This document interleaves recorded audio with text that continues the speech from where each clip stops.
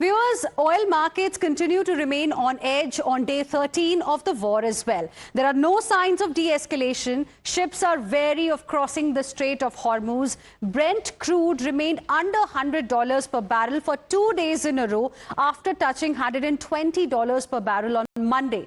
Now, once again, oil has crossed $100 per barrel. Just see how the oil prices have moved in the last few days. So there you can see on Monday, for the first time since Russia-Ukraine war, oil had in fact, gone close to $120 a barrel. After that, it settled at $114 a barrel.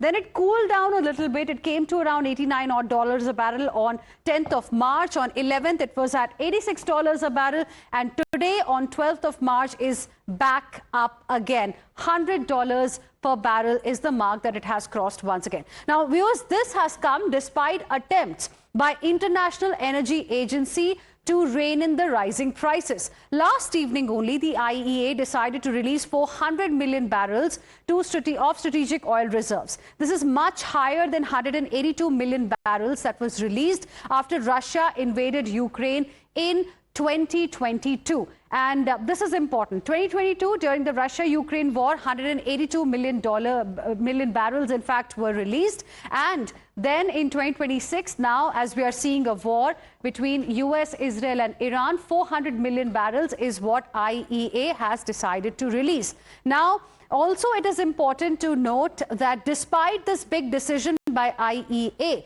we are seeing oil prices crossing $100 per barrel mark. IEA will be releasing 400 million barrels from its oil reserves. These are strategic reserves of 32 member countries. The idea is to address the disruption in the oil markets and to bring the prices down. Now, this is higher than the last time they released it. Now, US also will be releasing 172 million barrels from its strategic reserve. Remember, Donald Trump, the US president, has been saying all this while that very soon the oil prices are going to come down. Perhaps he was relying on IEA, but even that proposal could not bring the oil prices down. India welcomed IEA's decision. Donald Trump also welcomed this particular decision because the idea was to stabilize the oil markets, but that has not happened. Experts say these measures aren't helping because of this particular issue, which is very important. There are continuous attacks that we are witnessing on container ships near the Strait of Hormuz by projectiles, and there is a fear that this conflict could go on for a very long time. And apart from that, viewers, we are seeing crucial oil storage facilities, oil tankers, oil containers are also being targeted repeatedly. And this is weighing more on the energy markets, and that's why the prices have not been able to come down. Iran, however, has given an idea. Iran has given 3 conditions. Iran, in fact, has listed 3 conditions to end the war. This post was put out by Iranian President Masoud Pezeshkian, and he wants the world to recognize Iran's legitimate rights. He wants payment of reparations. He wants a guarantee against any kind of future aggression. According to him, if these 3 conditions are met, then perhaps the war may end. But will that happen is the question. Because given the recent statements of US President Donald Trump, it looks quite unlikely. Remember, recently he said that war will end soon, whenever he decides it should.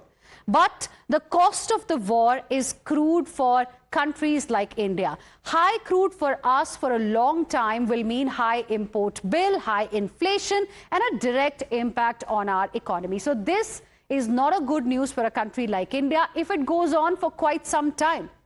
What we are witnessing in our stock markets, there is panic selling that's happening. Today as well, when the markets opened, Sensex was down about 800 points. Then, of course, there was a bit of recovery, but initially it was down 800 points. Nifty also saw a cut of 1%. Air travel, it has been disrupted because of what's happening in the Middle East. The airspace remains closed at multiple locations. It has also become expensive for us. Remember, just a couple of days ago, Air India decided to impose fuel surcharge, which is going to make flying expensive for us. So this is what we are already witnessing. Then there are concerns around LPG availability also. Even though government is now trying to shield the citizens through the measures that I'm just going to list out for you. India, is trying to secure its energy needs. Government says 70% crude is coming from routes outside Hormuz, so we shouldn't worry too much about our crude and our LPG. Government says India is right now importing crude from about 40 odd countries. Government says 2 crude cargoes are already on the way to India, so we shouldn't get too much worried right now. Refineries are already operating at high capacity, some at even 100% capacity utilization. Now, why is that important? Because government wants refineries to boost the domestic LPG production. It has already gone up, according to government, by 25%.